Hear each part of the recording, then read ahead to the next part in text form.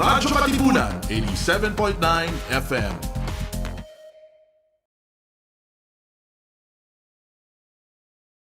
Radyo, radyo, radyo, radyo, radyo, radyo, radyo, Katipunan, radyo, Katipunan, radyo, Katipunan, radyo, radyo, radyo, Katipunan, radyo, Katipunan. The voice of W Eagle kami, di mapipigil sa pagbabalitang tumpak at tama. Buhay Ateneo, sa labas ng eskwela, ating ibibida lahat ng eskwela. Radyo, radyo, Katipunan, radyo, radyo, Katipunan, radyo, Katipunan, Katipunan. Kawal ni Ignacio, Katipunero sugo, todo sa kayod, tunong at tulong. Di ba Blue Eagle, galing hiting at tigil.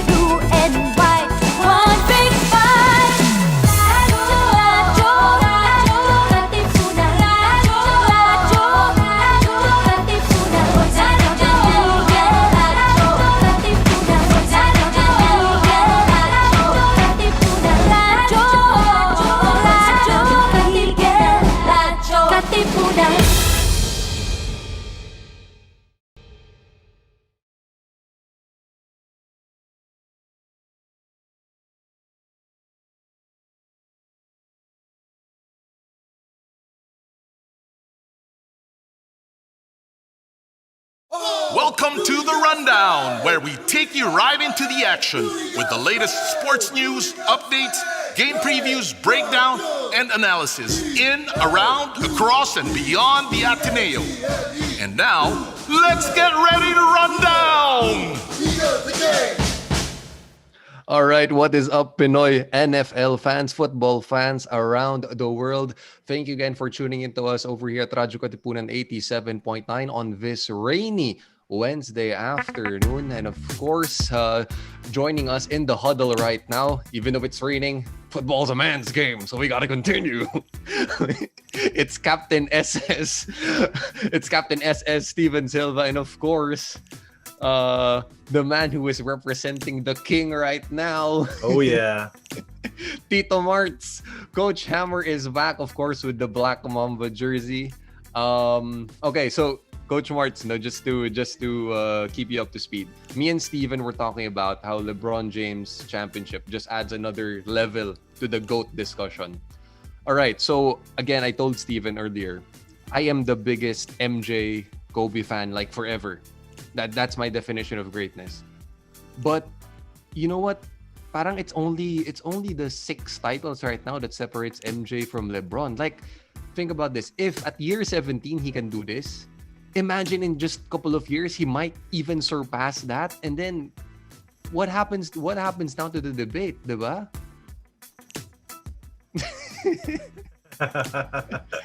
Naka-mute pa eh. He doesn't have to say it. Oo nga eh. Naka-mute ka, Coach. Naka-mute.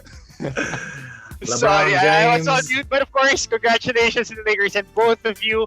I love you guys. It's so nice to see you. I've missed you for the past few weeks, but yeah, missed you too, greatest Coach. of all time. That could be part of the conversation, but again, you need to break it down.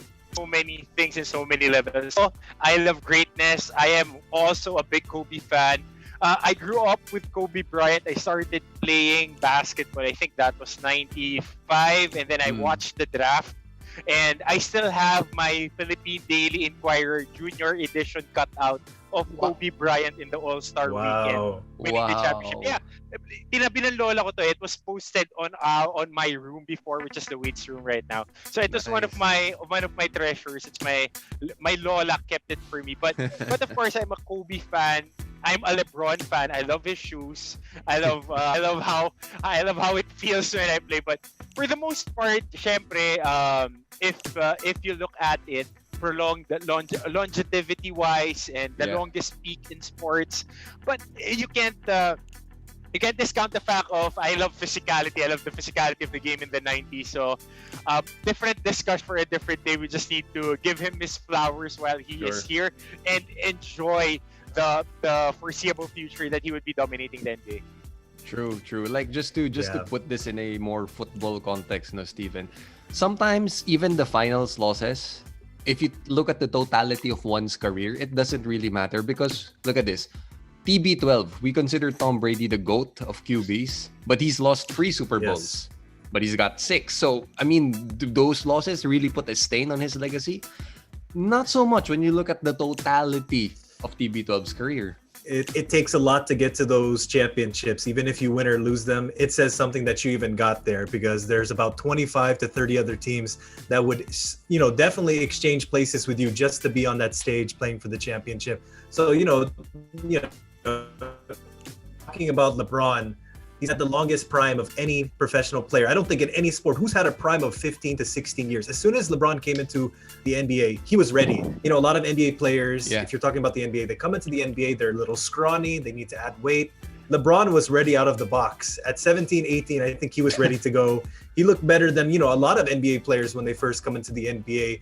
I think what Coach Hammer said is very important. Let's just appreciate greatness for what it is. Yes, Kobe's, the Michael Jordans, the Wilt Chamberlains, all those players are great. Let's appreciate this because, all of us are about the same age. We've seen LeBron from day one to where he is now. Enjoy it, because you're not going to see players like this, every day.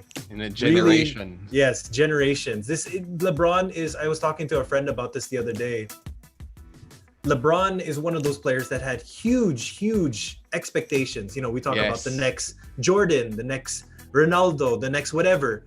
LeBron is one of those few players that's actually eclipsed those expectations and done even better. So let's just sit here, enjoy. Again, congratulations to the Lakers fans, Lakers players. This one definitely, I feel like it's for Kobe. It feels right. It feels right that they won. Oh yeah, definitely. But we got other things to talk about. Okay, so in a quarter season that has transpired in the NFL, we saw everything that could possibly happen in just 4 weeks. 4 weeks. We got coaches fired from the hot seat. We got debilitating injuries. We got comeback stories. We got rescheduled games. And we're going to cover all that and more on this Wednesday afternoon. So let's begin with the first one. Steven, you were just in one of the most COVID-19 saturated areas in the world. Number one. USA, number one. But then, okay, we made it almost a month, Steven, before the pandemic just disrupted the whole season. We were supposed to have the 3-0 Steelers versus the 3-0 Titans, but that was postponed because of multiple positive tests. What happened? If you trace the timeline, Titans linebacker coach Shane Bowen, he entered COVID-19 protocols, did not travel for the game against Minnesota. And then the NFL had to shut down the Titans and Vikings facilities. And then there's news about the bus driver who drove the Titans in Minnesota. He tested positive for COVID. So, I mean, is this a case of, because the NFL is saying to all the teams, you know what, handle your business. You have your strict protocols, then we'll let you do everything. But there's no consistency when it comes to, the COVID-19 protocols. Yeah, I mean, the teams are doing the best that they can. We talked about this before in the last episode. This is uncharted waters for the NFL. And I think it's also scary because, the NFL, and you and Coach Amber can speak about this, football is the purest definition of a full contact sport. There's literal blood, sweat, and tears that are shed every Sunday on that field. So, again, like you said, there's a lot of rescheduling going on. 8 teams are being affected. It's the Patriots, the Broncos, the Chiefs, the Bills, the Dolphins, the Jets, Chargers, and Jaguars. So all AFC teams, if I can remember correctly, I think. But the NFL is doing the best that they can do. They're trying to shift things around because I know that they really want to keep things within the 17-week schedule. So a lot of teams are moving their bye weeks around. But I think what we talked about before, we expected this to happen. It was just a matter of time. Right. And it's not a contact sport, it's a collision sport. It's like being in a car wreck every possession with at least 200 200 pounds of a man on top of you, piled up on top of you, getting hit. But as we said, it's a foregone conclusion. You're playing a contact sport, collision sport, so be it. There would be sweat, there would be blood, there would be saliva all over. And it's a foregone conclusion no matter what you do. It's a virus. It's all over the world. You can't tell how it would react and act on the way that you do your action. So they did what they can. The NBA did a bubble. The NFL right now is adjusting to what's happening. So we shall see. There are quality games that were played. So and the Titans are now 4-0. Yes, we're gonna talk about that later. Pero Tito Marts, I want to ask you, why hasn't the league penalized the Titans? There have been talks of putting down a hefty fine, but it seems to me that the league is not. They don't want this to elevate to like a deflate gate or the bounty hunting scandal or things like that. But why? Shouldn't the Titans be at least, diba, reprimanded for it? Well, if you have a cold and you walk outside and you don't know that you're a carrier of a cold, of course nobody can penalize you for that. It's health protocols. It's a virus. We don't know how it's moving. It has been said time and time again. Dr. Fauci, the whole crew in the North Americas, the World Health Organization has been telling us, not only the athletes but also the common people, that look, we don't know how it functions right now. It might be airborne. It might be transferred in so many things, the way you touch things, the way you touch your face and all that. But it's a novel. When you say novel, it's new. Hindi natin alam how it functions. We really don't know how it functions. We have such little information about, and you can't penalize people. They might be doing the protocols, but once they are exposed, they might be exposed to the driver. They don't control that. The Vikings provided the drivers. They arranged it. It's a third-party provider. We can't say that they didn't take their protocols. Every team had strict protocols. They were swapping every doggone day before practice. I had my swabbing last Monday. It was quite an experience, so to speak. And they were doing it every day. We can't penalize them. And if you're going that way, might as well shut down the season. That's the simplest way to keep everybody safe. But they wanted to pursue the season, so they would just roll with the punches, so to speak. And to chime in on that, I've also had a COVID test recently. It's not a fun experience at all. But it also makes me wonder, with this rescheduling and everything that's happening, every new positive COVID test that we find out about, it results in a shutdown of facilities. Players possibly need to quarantine. It reshuffles practice schedules. So it also makes you wonder if it's going to affect these teams negatively. They might be losing practice time. Players might be, not be able to communicate with each other readily. So again, 2020, it is what it is. We're just trying to deal with it. I think the key word for this year and this season is really adjust. Who can adjust the best? Adjust and survive. That's the key word. So speaking of the dangers of 2020, well, week 2, we saw a raft of injuries, Steven. Of course, we lost. It's like war. We lost so many good men. We lost Saquon Barkley, and of course our guy. Your team, man. You lost half your starters. Just 49ers fans. Defensive line. 49er fans know all too well what injuries mean. Yes, sir. Yes, sir. The list just continues, and it's not. These are star players. We just recently lost Dak Prescott, and it's sad, like you mentioned. Saquon Barkley, one of my favorite players. I'm a 49ers fan, but I love the sport. I love watching all-star players making these big plays, and it's really sad because it's taken away from us. It is the nature of the game, but what happened to Dak Prescott over the weekend was so sad. On so many fronts. Obviously, his health, we all wish him a quick recovery, but you're thinking like, oh my God, his ankle. But at the same time, you're like, oh my God, his contract. Because Dak really bet on himself this season. He decided to go for the 1-year franchise tag. Hopefully cash in next, off season, get a really big deal that he was looking for. And he was on his way to doing it. Number 1 in passing yards, passes completed, attempts, the offense. We know that wasn't the problem for the Cowboys this season so far. It's been the defense. They couldn't cover anybody. The good news for Prescott, though, is that Cowboys owner Jerry Jones has reaffirmed that he believes, Prescott is the quarterback of the future for the Cowboys. However, the bad news is Jones suggested his stance on how much Prescott should be getting paid hasn't changed. And we all know Jerry Jones, first and foremost, he's a businessman. Yes. So money is important. So Nobody's signing in Dallas. Nobody. After what he did. No, it's my personal opinion. It does not reflect any of both of you guys, any of my friends. But if it was me, I have an agent. That's their franchise QB. He has been playing balls out since being drafted in the 4th round. So, you don't want to take care of him, it would be a precedent for the other guys coming in. Why Right. would I put myself in a position like that where the franchise won't put a premium on what I've been doing? And Jerry Jones has been doing it for the longest time. If you're not named Tony Romo, guaranteed there would be times that you won't be paid. You could always say that DeMarco Murray corollary, he runs you to the ground and does not extend you. It's simple as that. It's football. It's business.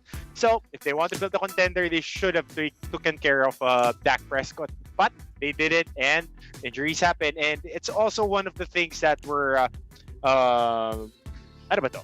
It was a very cautionary situation for all of those guys trying to hit on that franchise tag. Right.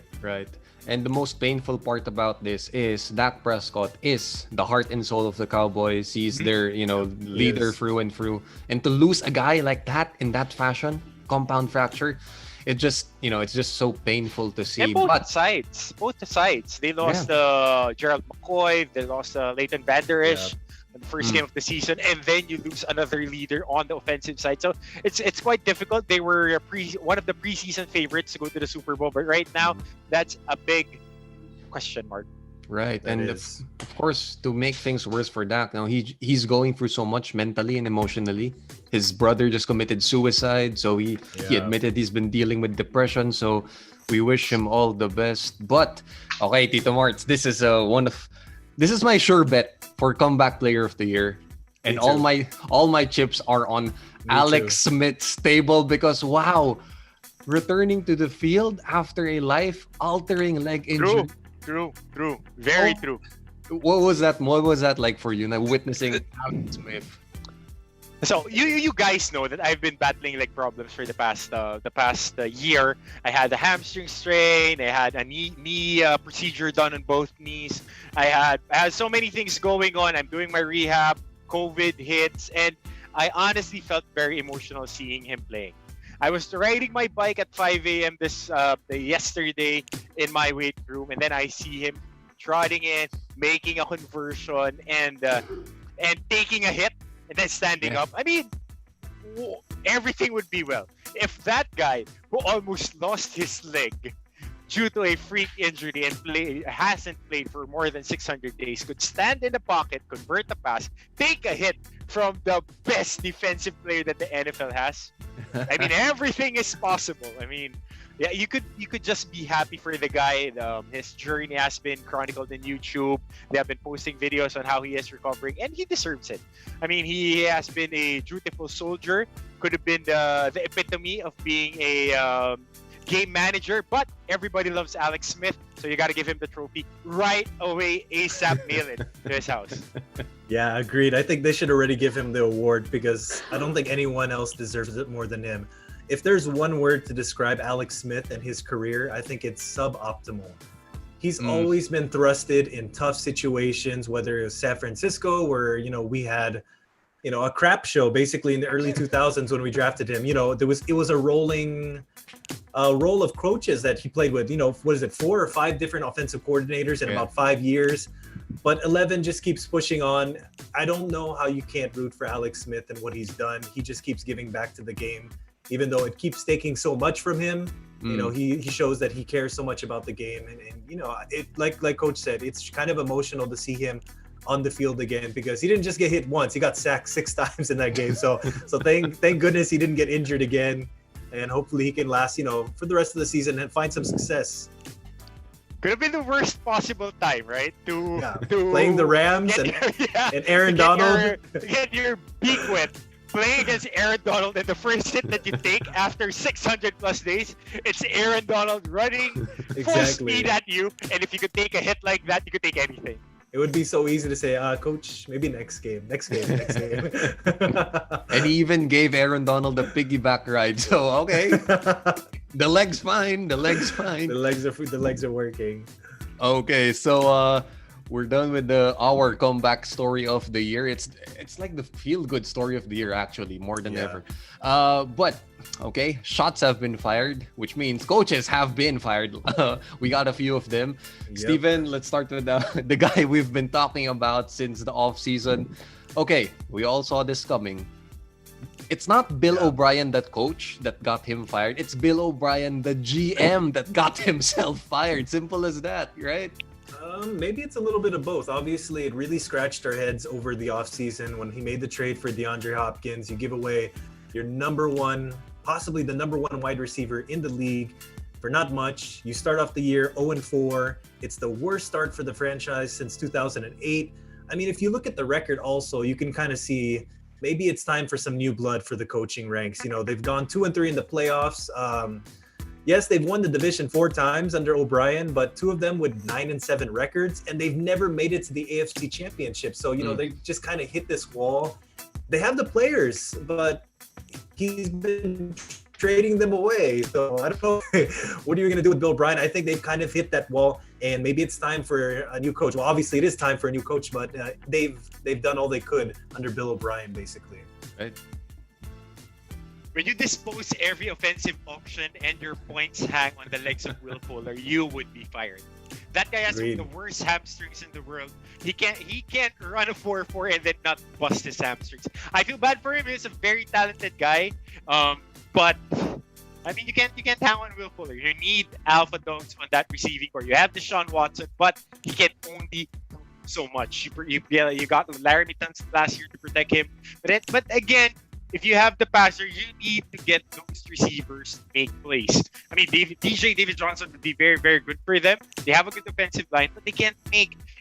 If you look at their past 5 games, they haven't made a big play. I mean, plays more than 40, 50 yards. It's very few and far in between. Right, and such a waste of Deshaun Watson's talent at that. Yeah. But moving on, Tito Martz, let's focus on another team who was in need of a big change in their front office and coaching, and who did make big changes. I'm talking about the Atlanta Falcons firing Dan Quinn and GM Thomas Dimitrov. You know what? More than, okay, Matt Ryan's aging, Julio Jones is aging, but you know what? This Atlanta Hawks team, it showed so much promise when it reached the Super Bowl, but it couldn't escape the ghosts of that Super Bowl. Until now, 28-3, it's still a joke when you speak of the Falcons. Well, if you speak about the Falcons, I love what they did with Dimitrov. Dan Quinn was a very good defensive coordinator for the Legion of Boom. He tried to implement so many things, but once he got to the Super Bowl, he was just snake bitten. You have a linebacker who changed the way linebackers play in Deion Jones. You have Keanu O'Neal. Their secondary was one of the best. You have Julio Jones right there, Matt Ryan. They were very, very talented. They have a solid offensive line, but they're always injured. They're always hurt on the defensive side of the football. You can't just outscore your opponents. Offense is not their problem. They were lacking pieces. They drafted a quarterback this year. They don't have linebackers that could support against the run. If you look at the advanced stats, advanced metrics, they were one of the worst things, one of the worst teams when it comes to the run. So if you're playing like that, you could outscore the opponent, but you need to hold them down. Right. Yeah, agreed. And you know, like what you mentioned earlier, Anthony, 28-3 is almost synonymous with 3-1 when you talk about the Warriors and their huge collapse against the Cavs a couple years back. Yeah, there it is, LeBron, the king. But you know, 28-3, it literally became a joke around the league. Like, no lead was safe with the Falcons. You know, anytime they had a lead, it's like there's always a chance that a team can come back. And some of that, attributed to the players, but of course, some of it's, you know, the coaching and how they set up their players to execute in these situations. And if you look back on it, you know, after that Super Bowl run, it just kind of was trending downward for them. They won 10 games in the season following that, but they finished 3rd in their division. Maybe that's just about, you know, the NFC being very competitive. And then after that, back-to-back 7-win seasons. They still have weapons. You know, Matt Ryan is still a serviceable quarterback. Julio Jones is there, albeit he's been a bit injured the last couple seasons. Calvin Ridley, Todd Gurley is now there. It's starting to feel like maybe it's not the problem with the players. They're just really underachieving under the coaching decisions that they're, you know, that are there in Atlanta. So it could be again like we saw with Bill O'Brien in Houston. Maybe it's time for a new coach, a new direction to go forward in. When you said that Todd Gurley, I held on to my knees. Trying to feel if I had arthritis, but again, those are blue chip guys, highly touted, coming out of the league. They have built a solid offensive line. I can't stress it enough. They have a solid offensive line. They have the best center in the league for quite a few years. You just need to be healthy. I mean, the best ability is always availability. Sure. But I've got to ask you guys, no. Bill O'Brien's been fired. Dan Quinn's been fired. But Adam Gase still has a job. He hasn't been fired, bro. Going 5 weeks now, his job, he's still right there. Well, we'll see. I mean, and the thing is, we obviously were tough on Adam Gase. He's only been there. This is his second season. And let's not forget, this is the New York Jets. It is kind of the culture. It's something they need to change. Sure. It's not going to happen overnight. I mean, obviously, they're 0-5. You get rid of your best player, Jamal Adams, your bottom 5 in offensive yards, first downs, you're dead last in points per game. It doesn't just take a coach to be this bad. It takes a village to be this bad. So you need players, you need good coaches. And, we've seen historically the Jets haven't really drafted that well. A lot of their players, haven't gone on to reach their full potentials. But also, yes, Adam Gase, he needs to do better. He needs to do a lot better. Because a perfect example of this was Mekhi Becton, their brand new offensive tackle that they drafted.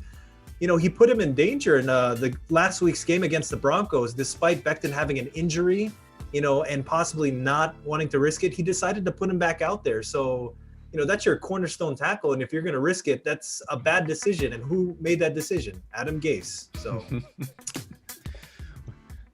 But of course, their best decision is paying $28 million to Le'Veon Bell. Oh my goodness! For the past 2 years, and then cutting him. Who they just cut? Yeah. Yep, exactly. $28 million to spend. Oh my god! A worrying year and a half with the Jets, and he would be signing anywhere. But my bet would be hopefully with the Pittsburgh Steelers again. Yep, he needs a renaissance with that squad. He needs to go back home. Agreed. Can't wait to see that. So now, going to the exciting part of our football talk this afternoon. Okay, we're still in the AFC, but it's time to separate the pretenders and contenders from... Okay, they were supposed to be an undefeated team when we listed them down in our notes, Steven. But okay, let's start with this. Talking about the AFC East leading Buffalo Bills, who are now 4-1, of course, with the game that happened a while ago. But Tito Martz, check this out. Josh Allen has always been polarizing. When he was being drafted, okay, cannon of an arm, 6'5", can run. But then the other camp says, but he was playing in the Mountain West subpar competition. But now in year 3 of Josh Allen, boy, he has risen to become an NFL star. And just adding Stephon Diggs to the picture, the whole Buffalo Bills offense super aggressive right now. Well, it opened up a lot of their underneath passes. If you have somebody who can take the top off the defense, yung kayang tumakbo ng deep para sa mga nanonood sa atin na hindi naglalaro ng football, yung mga kayang tumakbo ng malalim na route, going deep, taking the top of the defense, that would be opening a lot of things for the passes underneath. The 8-yard gains, the 10-yard, the 5-yard to 8-yard passes that Josh Allen struggled last year. The question always was his accuracy. Can he make the touch throws? You put Stephon Diggs right there. They can put the box. They can put extra defenders on the short passes. It opened up his game. If you're asking me, it's always about the defense. Their defense with McDermott calling everything, even the kitchen sink, and trying to limit the opponents. It's very, very good. But again, kudos to Stephon Diggs and their general manager for bringing him in. It opened up a lot of things for their offense. Right. Yeah, agreed. The Bills have been we kind of anticipated them taking a huge step. Of course, no more Tom Brady in the mix. The division is kind of wide open right now. The Patriots, obviously a shell of the team they used to be. But this huge jump in Josh Allen is something special. Like Coach just mentioned, having Stephon Diggs really helps a lot. You can take the top off the defense. And that also plays into Josh Allen's game because not only is he a good passer, he's a really good runner. So, when Stephon Diggs is taking the attention of the defense, dragging them out, it opens up a lot of passing lanes, but it also opens up a lot of running lanes for Josh Allen. And again, it doesn't really surprise me. I think this is what we expected them to be. We expected them to be in the mix to win the AFC East and possibly make some noise in the playoffs. We can see right now, basically in front of our eyes, Josh Allen is growing up, and it's really exciting. Right. He is Tim Tebow with more accuracy and a little bit more sauce to his passes. If you observe how he runs, how he drops people, exactly the same guy, but he has the touch that we wish Tim Tebow had. Right. Agreed. I like that analogy. Same. Okay, going to another 4-0 team in the AFC. We're going to the north of the AFC. I got the Pittsburgh Steelers. Okay, Tito Marts, the guys who've been leading the Rookie of the Year conversation. Justin Herbert, okay, playing solidly. Okay, Joe Burrow's always there. But I'm going to try this. At 6'4", the 238-pound Canadian Chase Claypool. Boy, that's why he's wearing number 11. He doesn't want to be labeled as a tight end. That guy Chase Claypool. But you gotta commend the Pittsburgh Steelers. They know how to draft receivers for the longest time. Chase Claypool was really an athlete when he was coming out of the draft, and he was, I think, rated as the number 6 receiver on the whole lot. Of course, you have the Henry Ruggs, the CD Lamb, but this guy is a physical specimen. And what does the Pittsburgh Steelers like?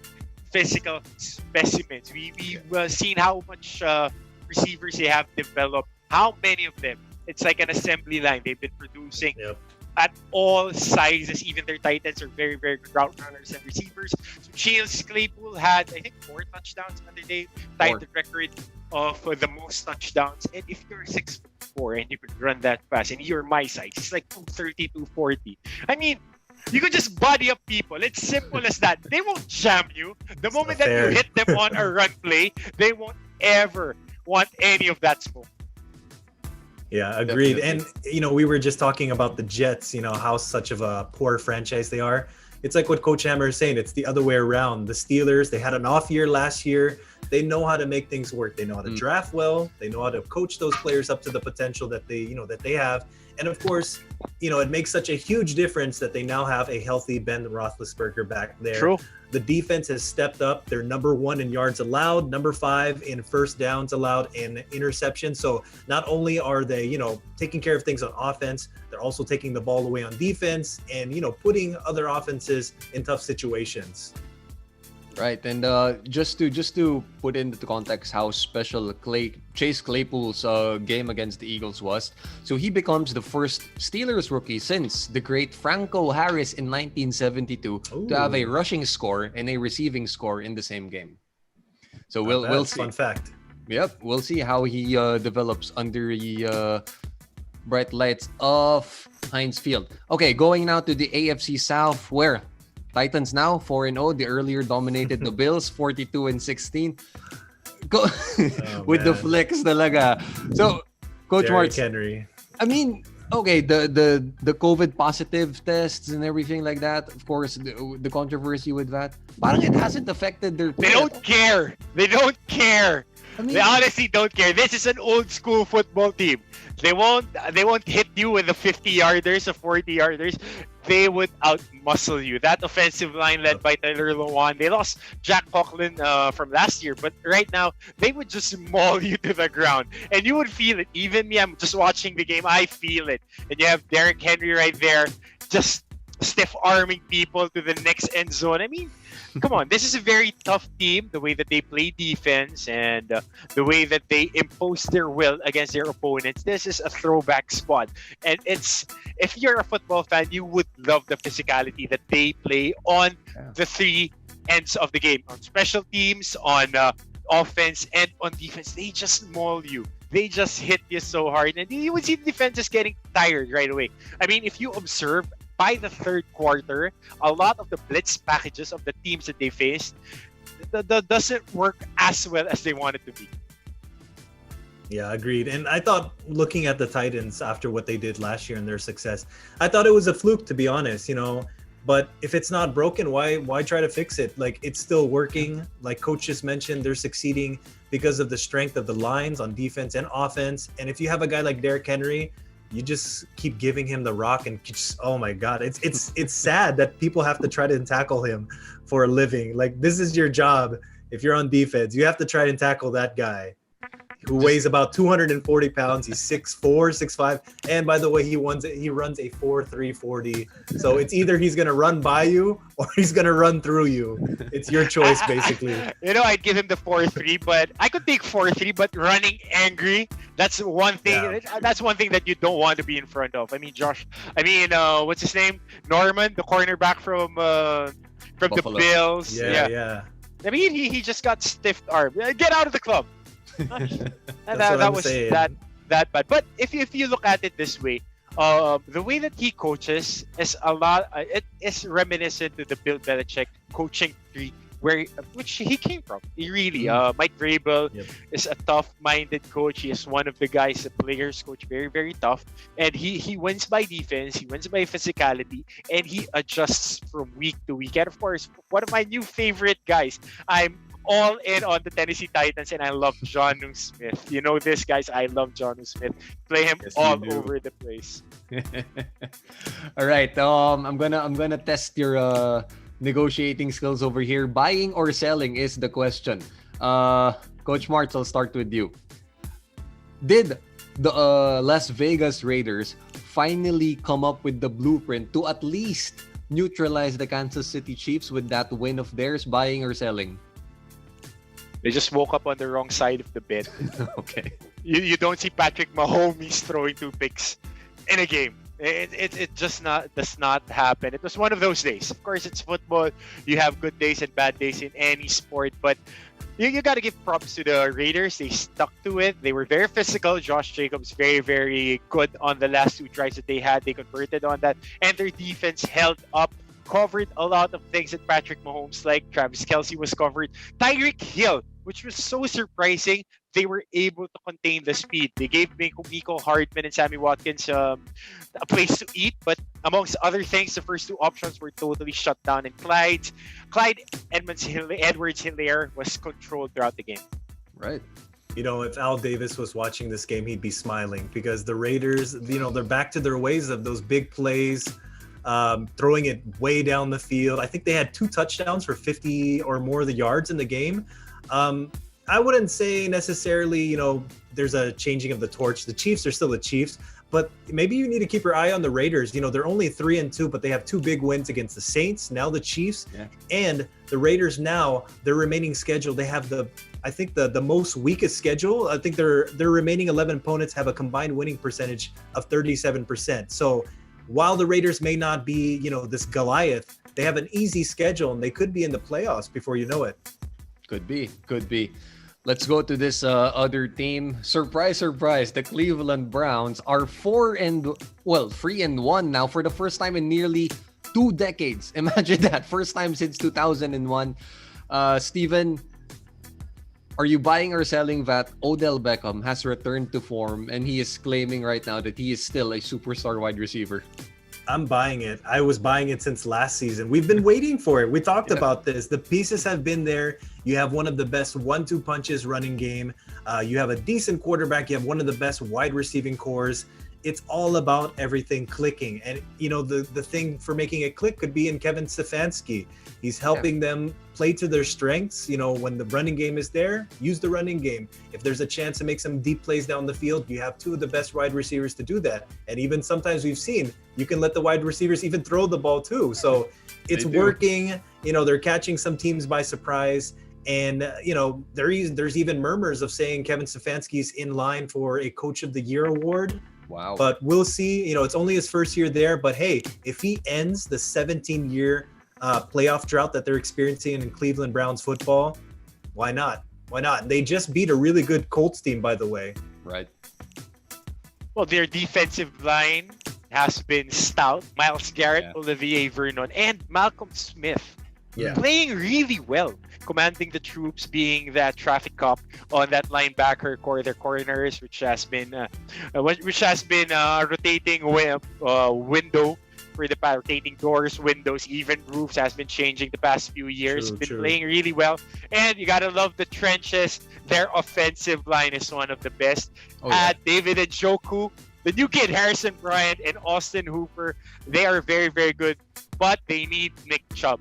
Kareem Hunt Yes, they can't do. carry this all alone. Yeah. Nick Chubb was the engine that drives this team. We shall see if they are playoff contenders. I'm buying it as of the moment. I love the Cleveland Browns. Right.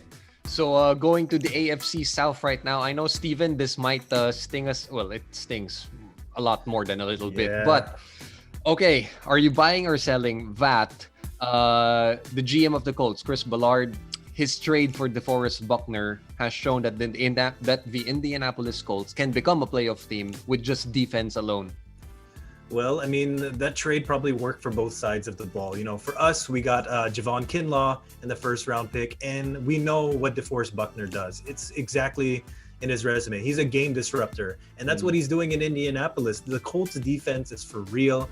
The thing about that defense, they're only 3-2 right now, but they're keeping their team in these games. You know, Phillip Rivers isn't exactly the guy he was a couple seasons ago, but that defense is going to keep them close, you know, and set the offense up for success. You know, they won't have to make up like 2 or 3 score games. They're going to keep the games close, and I think that's what they need right now. And you can see it's working. The defense is nasty. Yeah. For Indianapolis. Very, very nasty. But of course, losing Darius Leonard is a big, big blow to their defense. Oh, yeah. We got Yes. we gotta take it game by game. If Phillip Rivers can only play through the limits that the defenses are giving him, they might be more successful. Of course, they have a very good running back in Taylor. They have Michael Pittman right there. I'm very excited to see him. Paris Campbell is right there. So their offense is not as stout as we expected them to be. I was one of the guys who were picking them to be one of the contenders for the Super Bowl this year, but we shall see. It's a long season. There are other things to be worried about, but the defense of the Colts, DeForest Buckner, really doing well for himself. Right. So on that note, Tito Mart's last team in the AFC, of course. Well, the AFC North, I think it's the toughest division right now in the whole AFC. We got to talk about the Baltimore Ravens. Buying or selling? This Baltimore Ravens, the way they pressured Joe Burrow in that game, he was hit 15 times. This Baltimore Ravens defense is better than it was last year. All they need is Terrell Suggs to call it ball so hard. That's what they do. They play hard on both sides. Again, I can't stress it enough. I'm an old school guy. I love the offensive and defensive line. When I watch, I don't actually look at the ball. I just look at how they maul each other. And the Baltimore Ravens are really, really good at protecting the run. If you take away the run of any squad and you have one of the best defensive backcours in the league, Yep. I mean, it's a recipe for success. Then the question is, will their offense be able to have that output that they had last year? They're really a Super Bowl contender, and they just clobber people. Those big guys, they know what to do up front, don't they, Steven? Yeah, they do. I mean, the Ravens, everything's falling in place for the Ravens. You know, they kept most of the players. They didn't lose any big names over the offseason. They even added Calais Campbell. Earl Thomas, though, did leave. But they have the easiest schedule this season. I mean, we talked about it. The Ravens don't have any weaknesses, and they're going to finish this year playing Jacksonville, the New York Giants, the Cincinnati Bengals. It could be a chance for them to even rest their starters, because by then they'll probably be clear into the playoffs. So it's looking like a very good 2020 for the Ravens. Yes, it does. And now, The only team that has a good 2020. Yeah, exactly. Jeez. flipping over to the Don't NFC. remind us. We're gonna separate pretenders and contenders right now. Okay, the NFC North, Green Bay Packers, who are currently 4-0. Tito Martz is showing us the belt because, okay, get this. Even without Alan Lazard, even without Devontae Adams, you give A-Rod, Marquez Valdez-Scantling, Darius Shepard, Malik Taylor, he still wins you games. And Tito Martz, he's back to 2011 A-Rod. They just sent me my jersey. I could play next week. They need another receiver. That's how good Aaron Rodgers is. We were talking about this when we did our preseason preview, our season preview. Yeah. Aaron Rodgers will be playing pissed off. And when he's pissed off, he is at his best. You can take anybody on the league. I would bet on Aaron Rodgers every single time playing pissed off. They might say Jordy Nelson for crying out loud, and he might have 3 touchdowns in a game. He is that good, and their defense is understated. They're very, very well right now. Again, one of the best teams when it comes to pass defense this year, which is very, very surprising. And the Green Bay Packers, really a sneaky Super Bowl contender this year. Steven, you didn't know any of the names I mentioned, did you? I don't think not too many people do. I mean, I'm excited to see Coach Hammer when he starts playing with Aaron Rodgers. Pag-greet mo kami, Coach, when you're on TV. But anyways, it really is vintage Aaron Rodgers. It's like one of these. I think Aaron Rodgers is one of 3 quarterbacks where you can put him on any position. You know, rolling away off his back foot, he can make the throws, all the throws. You hear that thrown around too many times. Can he make all the throws? Rodgers can always make all the throws, and he's showing it. The offense is chugging along even without their main receivers. And like Coach just said, I wouldn't be surprised to see them at the end of it all playing for the Super Bowl. Right. Mm-hmm. And this season is a Sean Carter season for him. Allow him to reintroduce himself. Exactly. He's back. The bad man is back. Steven, going now to the NFC West. Right now, the Seattle Seahawks are 5-0. They're the winningest team in the league. And my MVP candidate, personally, hashtag let him cook. Russ Wilson. Steven, I'm gonna make this so poetic. Down 5, 157 left on the clock, 1 timeout in the bag, 94 yards to the end zone, pouring rain on a soaked field. Russell Wilson finds a way to win against the Vikings. I mean, this guy is like him and Aaron Rodgers, top 2 QBs right now. You know, as a 49ers fan, it hurts. But like we talked about at the beginning of the show, you have to appreciate greatness. They're 5-0. Russell Wilson, he's playing out of his mind. I mean, I saw a video of Pete Carroll talking to the team in the locker room. He said, "Can you win the game in the first quarter? No. Can you win the game in the second quarter? No. Can you win the game in the third quarter? No. And then can you win the game in the fourth quarter? Hell yeah, you can." And that's what Russell Wilson does. I mean, Russell Wilson, it's like what you told me before. I remember this quote that you told me. Russell Wilson is one of those guys where he doesn't lose the game. He just runs out of time. Right. And, even when there's a little bit of time left, he can still win. And there's a crazy stat that I saw. That victory of the Vikings on Sunday, it marks the 34th time in 148 games that Wilson has led a game-winning drive. And that makes him he ranks as number 1 in the NFL since he entered the league in 2012. Over Matt Stafford. Over Matt Stafford with 29. So he's 5 games clear of that. If you need a game to be won in the fourth quarter, you give the ball to Russell Wilson and you let Russell cook. That's all you have to do. Letting girl cook, alam mo Steve, like that quote you use, naubusan lang ng oras. Yun yung mga nagbabasketball sa Pilipinas. It's either di sila natatalo, nauubusan ng oras, o nagkakaroon ng gulo. Okay, speaking of gulo, buying or selling time naman tayo ngayon. Tom Brady going out on air, blasting his offensive line after that loss to the Chicago Bears. Is this, okay, Tito Marts, is this Tom Brady finally? He's not in the shadow of Bill Belichick. I'm the boss man around here. I'm gonna stomp my weight around. I'm gonna act like the GOAT. But I mean, Tom Brady, he wasn't really in a good position to just go out and put your offensive line on blast, especially when you gotta admit you made the mistake also. If you watch the game, I was doing my meal prep. I was cutting chicken. I was watching the second half of that game that they lost. My goodness, the amount of penalties that the offensive line, they should be cleaning the house, cleaning the car, and cleaning the facility for the Tampa Bay Buccaneers. They had so many boneheaded plays on that supposedly game-winning drive. They had so many penalties. They're the number 1 penalized team in the league right now. And I mean, he has the right. He is the greatest of all time. And who would put them on blast?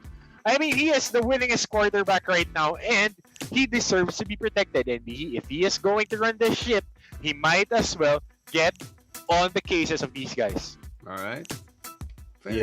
We talked about this before. The Tampa Bay Bucks. There's a lot of new pieces coming in.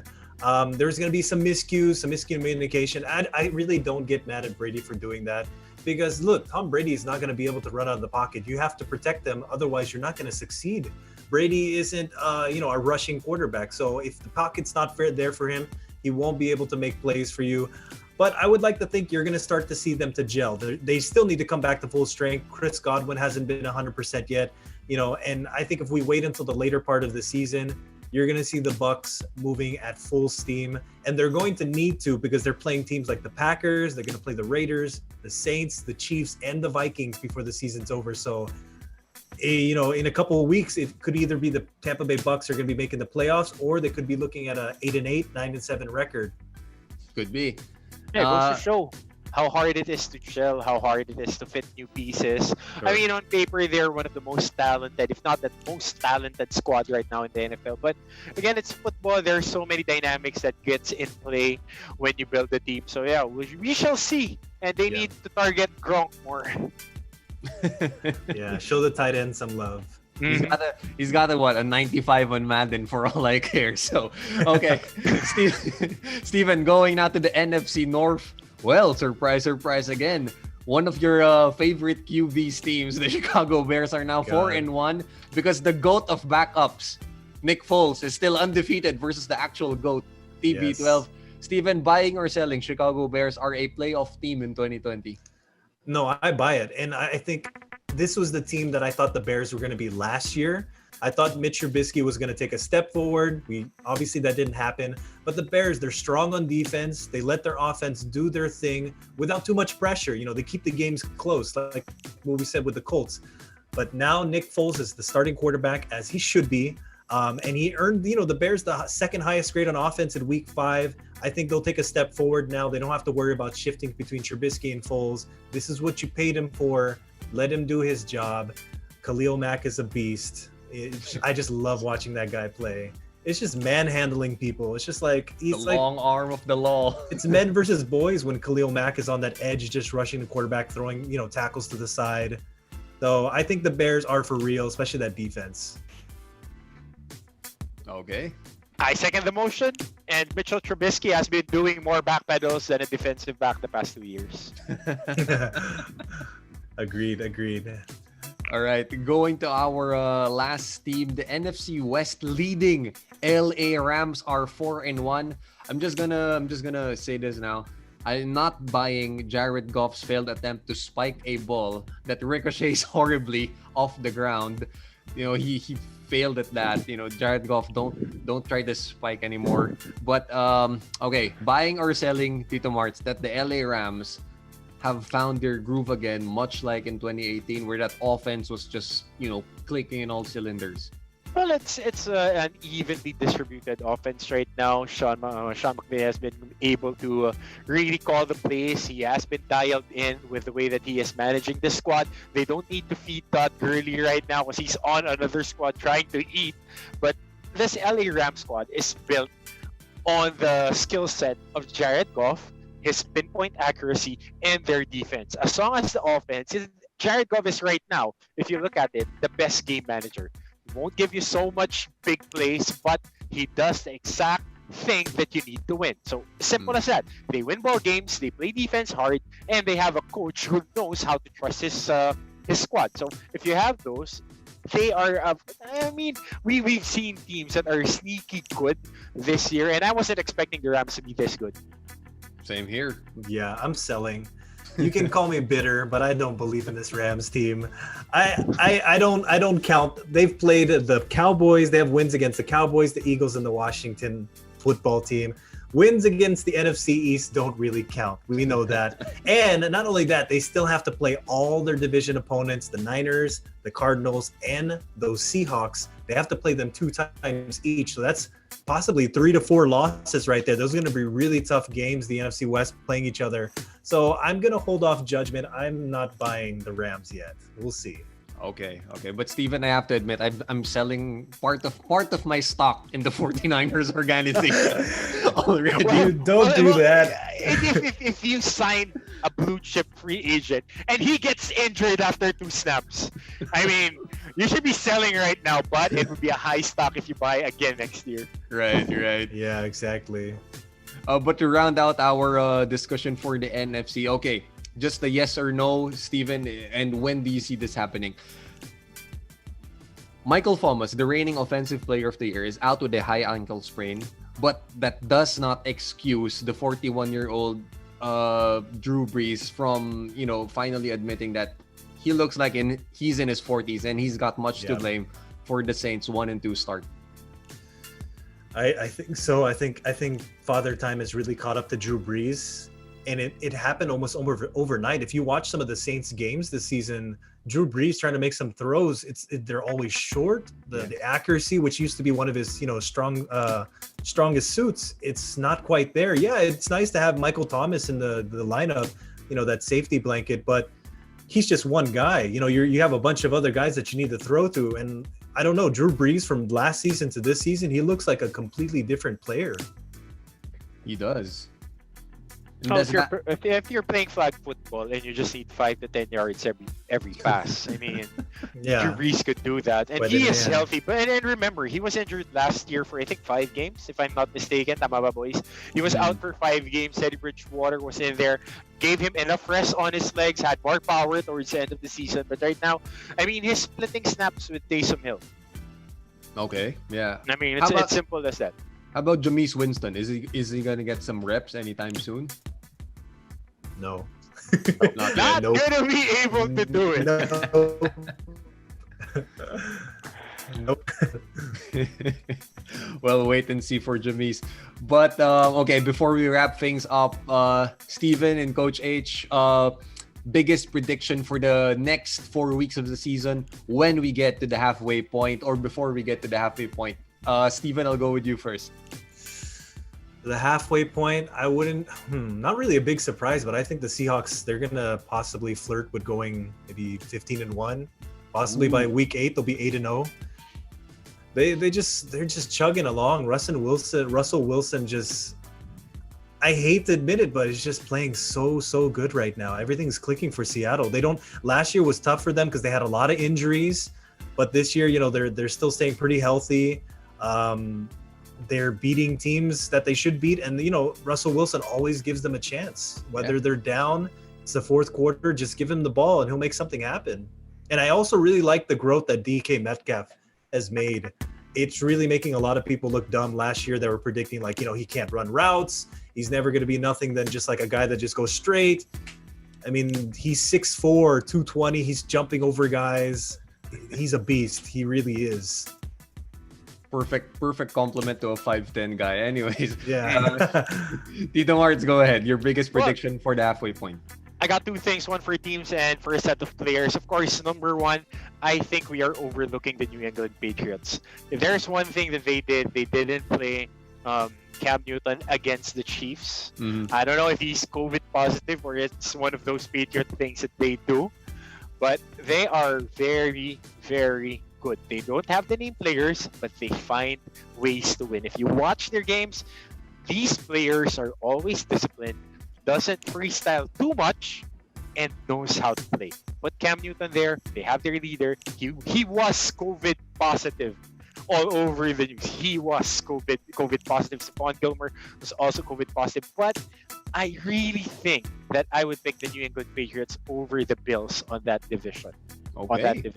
And of course, I would be seeing more touchdowns from Jonnu Smith, David Njoku, Bryson Bryant, George Kittle, who is finally being healthy, Tyler Higbee, who had 3 touchdowns, Hunter Henry, who played really well yesterday. All of these guys, I want to see a healthy 75% of the league right now, 75% of the way. Yeah. So hopefully all these guys would be healthy and we would be watching higher levels of football now that most of these newly minted squads, as we said, there are a lot of moving pieces right now, a lot of free agents being signed, a lot of guys being picked up from the practice squad from all the injuries.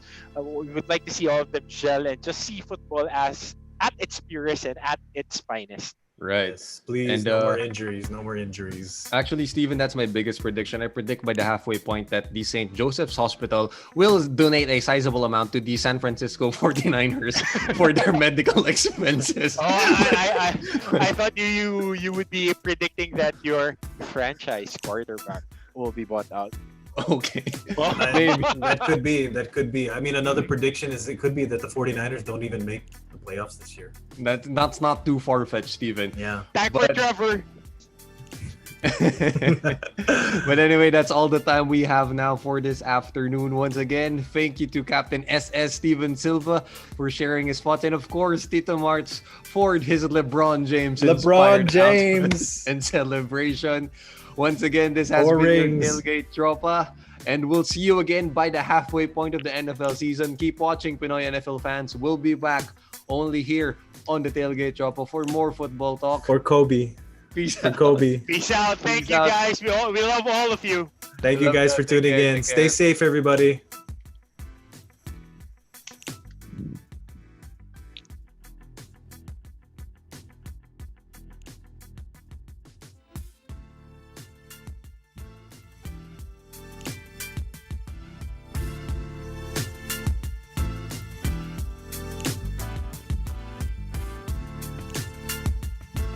Welcome to the Rundown, where we take you right into the action with the latest sports news, updates, game previews, breakdown, and analysis in, around, across, and beyond the Ateneo.